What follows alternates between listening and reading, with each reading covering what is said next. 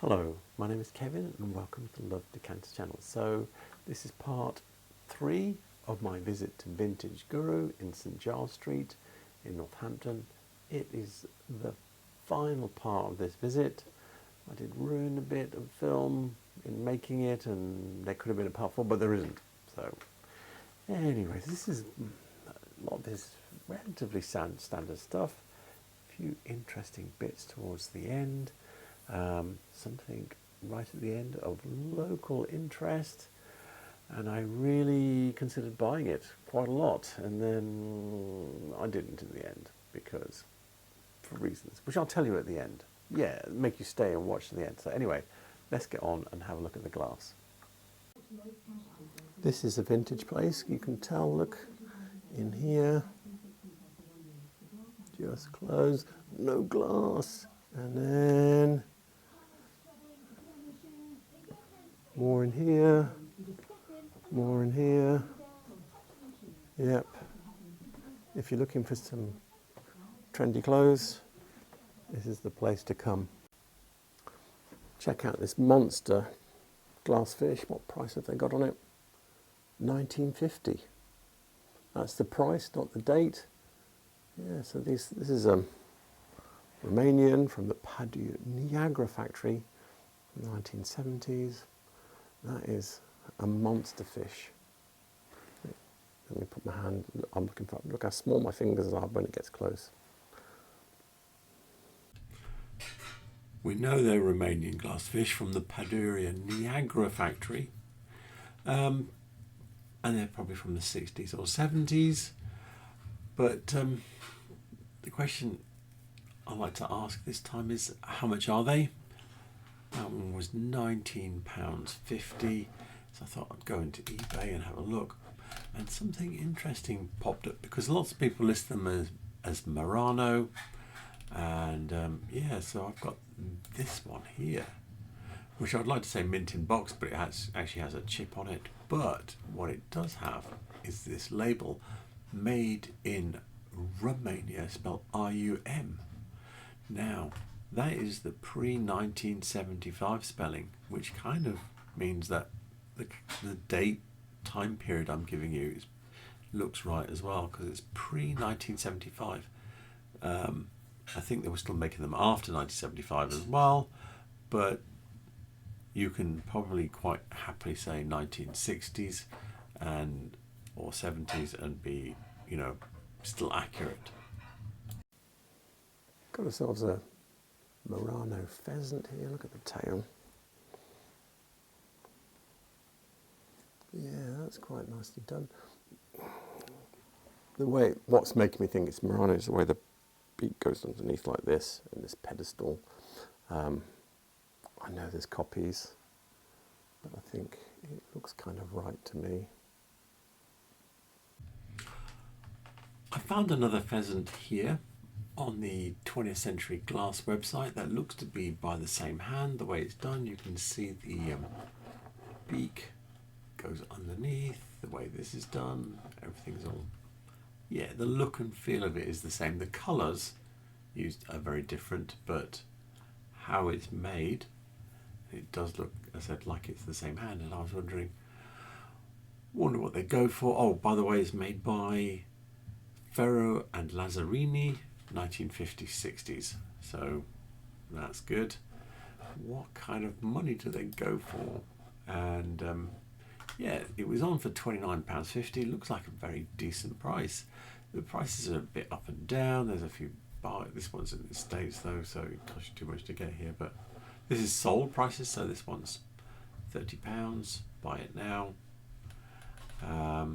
There is this one here, which I thought, wow, someone stole that one. But when you look at it, actually the whole beak is gone. So maybe they didn't. But yeah, the price seems decent, because there's only a couple that are close to it, apart from the one which the whole beak's gone. So yeah, that's good. Spotted this as soon as I came in here. Picked it up. Can you see it's got the map of Europe engraved? If you turn it over, don't know if you can really see it better there. And I was thinking, I need to try and figure out how it looks. like it's from Finland or somewhere. And then I turned over the label. Tala as like map of Europe dish. Yeah.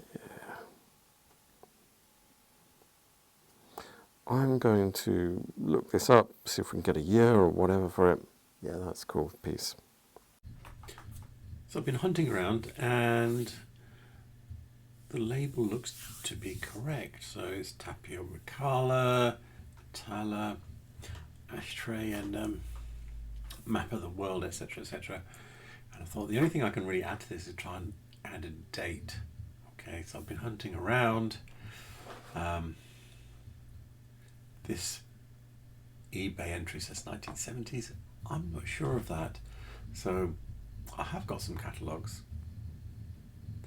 but it's not in them. But this is in them. And this texture looks really, really close to that ashtray or little bowl or candle holder or whatever it is. And this is from 1985. So I know he sort of like modified his textures and things over time. There's also this what I was looking at. Yeah, so if you look at these dates here, this man has been around a long time. So 1951 he won a prize, another one in 54, or another one in 51, 54. 1960 he won the Honorary Royal Designer for Industry in London. 1965 in 1960. So he's, you know, he's been around a long time. So 1970s might be a guess. I don't know. The pattern, this Padar pattern, so this is the rest of that page. It goes across and disappears across here, and then you see this bit here. It's from 1985. So if this was new in 1985, yeah, it seems maybe he just carried on doing the same thing for a long time. I don't think so. You don't win design prizes by staying the same all the time. I think it's 1980s maybe, just a guess. But yeah, I've not been able to find any reference that pins it though. These are quite nice vase here. So this is Chinese from the 1970s or 80s from Dalian Glass. It's snowflake range. So it's got a clear foot. Yeah, that's quite a nice one. There is an alternative you can buy, which is the Home Guard. I think it's called Cascade, but they cost a lot more. We're looking at a blog from Mark Hill, and yeah, he's talking about these vases are not Murano, and he's got this one here with a label on China. It says there, made in China, snowflakes. So this is by the Dalian Glass Co. It says that here.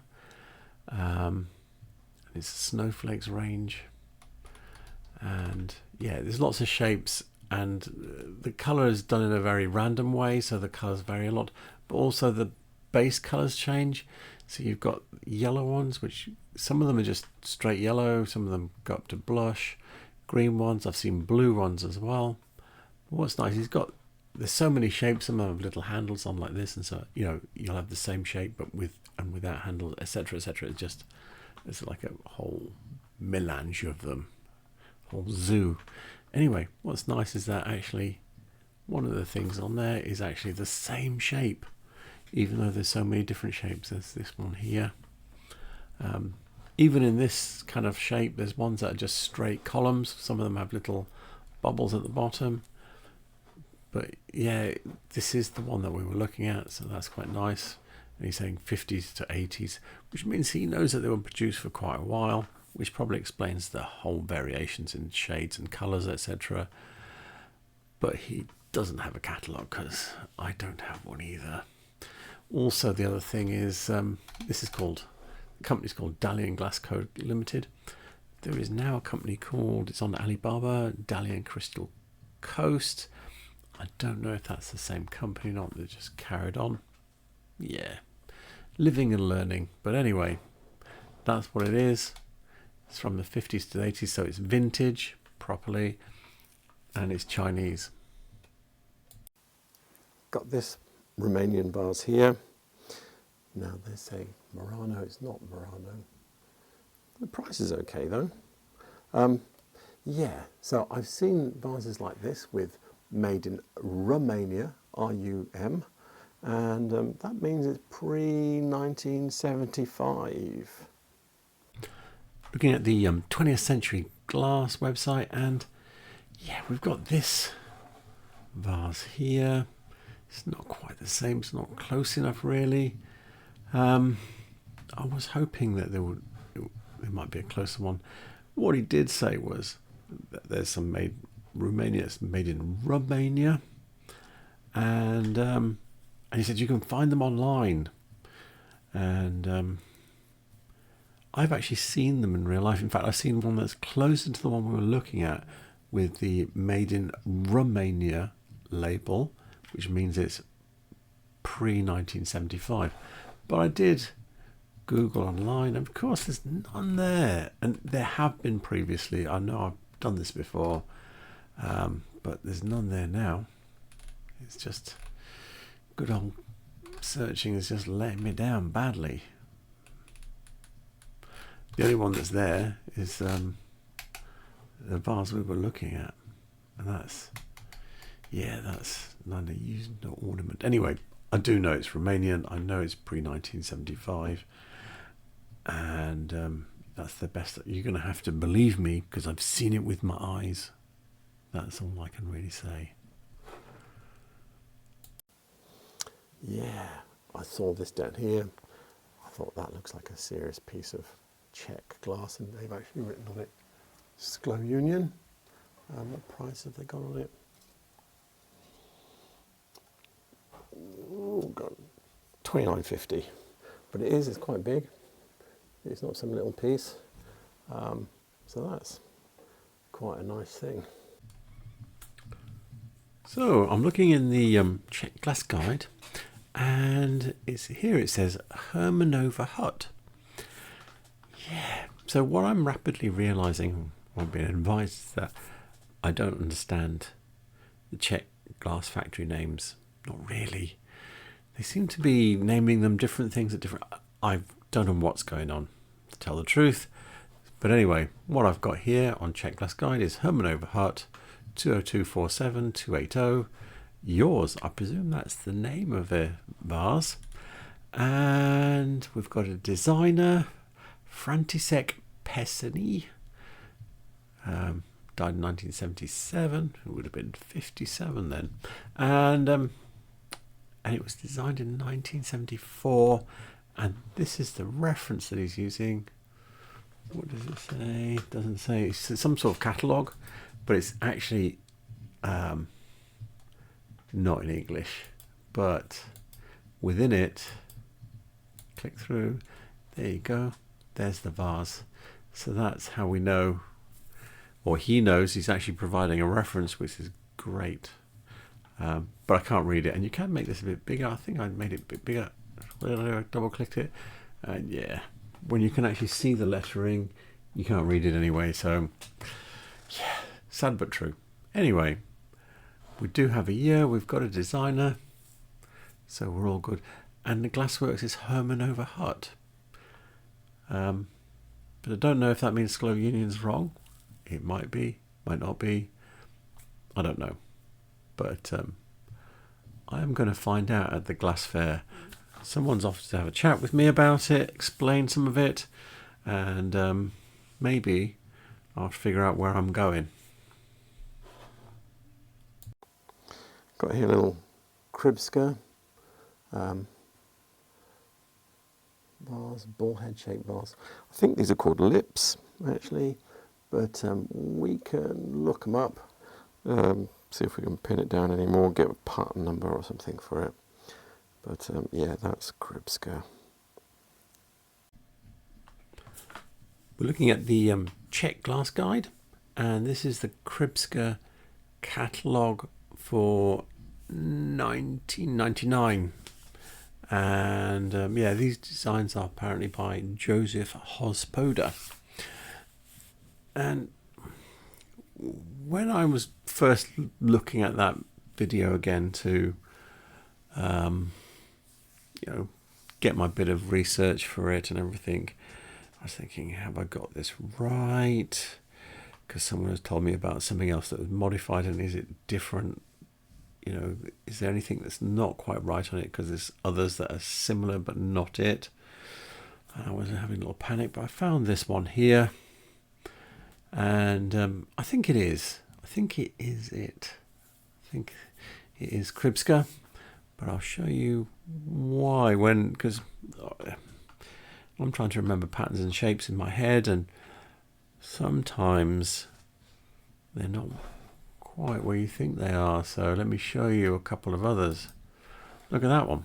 So this one is a bit more stretched out. It doesn't have a little split in here, but it's kind of like it. This one is actually relatively close, but it is a bit more stretched out. And then I've got another one, this one here, which is it doesn't pull round at all at the top. So it's very like it, but it doesn't pull round at the top. Yeah, so you just have to be, these pulled vases and bowls and all this kind of stuff, very tricky. There's lots of companies did them, lots of variations. Some of them are similar, some of them are not. Even within the same company, the pattern or the shape of something can vary, and also it's very handmade thing. It's not, these are not press molded. People are kind of like dipping the glass in and out of the furnace and pulling and shaping and making this thing. So yeah, it's not straightforward. Anyway, so just thought, I feel comfortable that it is Kripska. 1999 is probably near the end, but anyway, that's where we are. I thought, no, that's not where we are. I'm going to check back in time, because I do have the 1977 catalogue. I always go to the 99 first because it's got the most pages in it. There's more to look at, and a lot of the things carried forward. So this is the earliest catalogue I've got, and I've got this here, which is also very close. It needs to be pulled around a little bit more at the top, but they may have done that in some cases. I don't know. But anyway, you know that it might even be as early as the 1970s. But without seeing a full range of them that were made that year, and there's probably not very many ways you can tell what was made in what years, because variation of these carried on for a long time. You'd need a whole barrage of catalogues running through the years to see how much changed over the years. Anyway, I am going off at a tangent, so yeah, I'll wrap this up there. It's really hard to see this here. It's got Caithness on it. Now, it's got 2950 written on it, but that seems like a lot. But then this etching here, which looks very well done. It's not an amateur piece. It's the All Saints Church in Northampton, which is literally about 200 yards from where we are now. It says on the back, All Saints Northampton. I had it down and had a look, but I can't do two things at once, hold this camera. But yeah, that is a really nice local piece. I'm not keen on the way the stopper's done at the top there, but still cool. Yay, it's a Northampton special. I have tried to find the decanter. Obviously it is Caithness, because the box is standing there right next to it. Yeah. And I was trying to think, can I find the actual decanter shape? And the answer is no. I've Googled. I've had a punt around in general, but I've Googled as well. And there's lots of shapes, but not that one. There are a lot of the stoppers sit quite high up. Can you see? Not like that one, it kind of drops in, apart from this. Look at this here, look, this picture here. Let's see if this will come up. This one, look. So that's similar style, but completely different.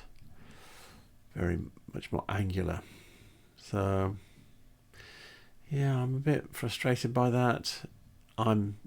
They shouldn't have that decanter so high up, because it's obviously got local interest. It's literally down probably like 150 yards from where I was standing, apart from I was in the basement. But anyway, it's 150 yards from where I was standing. The actual church that's on the front of that decanter. And yeah, I'd have thought someone has gone in there and snapped it up. But it did look slightly dusty, which means, but you can't see it. It's only me looking at everything is going to spot it, because it is, you can actually see, if you go back and look at the film and you look at the mirror that's next to it, you can see me, and you can see me holding my hand way above my head just to get level with it, to film it. So yeah, it's not well placed for a quick sale for something that's got a lot of local interest. But anyway, it was a bit tempting, but if it was a different decanter, I would have probably snapped it up myself. But yeah, the Caithness ones, where they've got those funny stoppers that are not fitted and they just hang in the top and just badly, just don't appeal to me. But the fact that it was a local one did a lot. I was really torn on whether to stick my hand in my pocket or not on it, but I didn't in the end. But yeah, someone that's got a local interest will want that. Actually, I thought I'd give you a little bit more context. This is the church. You couldn't see it that well, but you can see it's quite an interesting church. It was built after the Great Fire of Northampton in 1667, I think it was. And yeah, so just after the Great Fire of London. And then, because the original church that was there was burned down. And then I'll show you how far we were. So this is the centre of Northampton. This is the church here. And yeah, this is where I was at. This is this shop here on the corner. That's Vintage Guru. So literally just down here. If I was to walk to this point here, I'd actually see the back of the church. It isn't very far at all. Anyway, and you can see even, it's what's shown on, if just looking at a map of Northampton, that's what appears. So yeah, it is an important monument in Northampton. So I told you, I'd tell you why I didn't buy it, and it's because the way that Caithness puts the stoppers in, they don't even fit them. It hurts my soul. I'm a decanter collector, and you know how stoppers are fitting are kind of like an interest to me, but just having something that's just pressed out and not fitting it just doesn't seem right. Doesn't seem right at all. No. So it was like two things pulling me a different way. Northampton, yeah, I really love Northampton. Oh, it's a Caithness decanter pulling me the other way. So anyway, I didn't buy it in the end. If it was cheap, I might have bought it, but it wasn't that cheap either. So, but if you don't care about the Caithness thing, and you're in Northampton and you're looking for something with a nice etching of All Saints Church on it, bit of local interest, it's there in Vintage Guru, right in the cellar on the top. You need to strain and look for it, and the box is there too. So anyway, I hope you enjoyed that. So with that said, what am I going to say? Yes, contact details for Vintage Guru are in the description below. I've just shown you where it is on the map as well, and all references I use will be in the description below. And what else? And please remember to like and subscribe, because it really helps my channel. And yeah, so with that, I'm going to sign off, and thank you for watching, and have a good night. Good night.